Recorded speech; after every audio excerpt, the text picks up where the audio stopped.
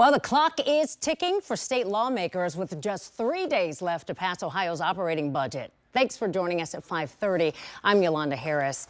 It is a deadline that affects all of us living here in Ohio. 10 TV's Carly Dion joins us live now from the State House with details on what lawmakers have to say about this. Carly?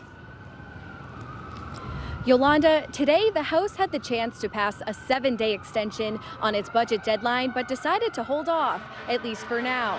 It's more than 2 or 3 stipulations keeping the budget from passing, and while some are quick to point fingers about the holdup, others say right now it's important not to play the blame game.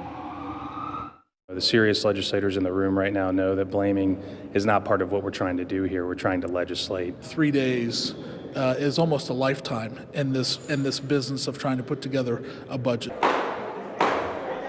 With the new fiscal year beginning Saturday, Ohio's House and Senate remain divided on some key issues in the more than 9,000-page state budget.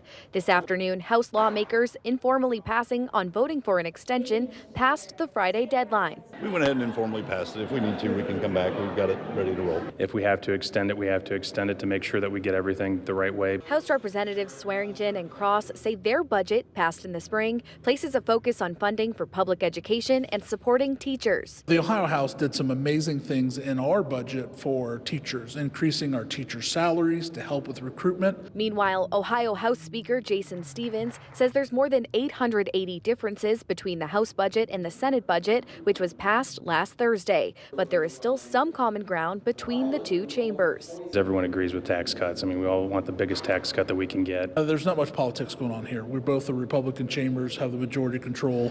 We're just working out our differences on policy. Ohio Senate Majority Caucus Director of Communications John Fortney releasing a statement saying Republican voters would be surprised to learn that a supermajority of House Republicans would rather support a radical Democrat budget instead of a balanced budget that supports record tax relief and the educational choices of parents for their children. We remain committed to good faith negotiations. Speaker Stephens says he believes the House's hesitation in passing the deadline extension means negotiations are heading in the right direction. I think it's a positive sign, and I think that, we'll see. We'll be here late again tonight, and we'll see what tomorrow brings.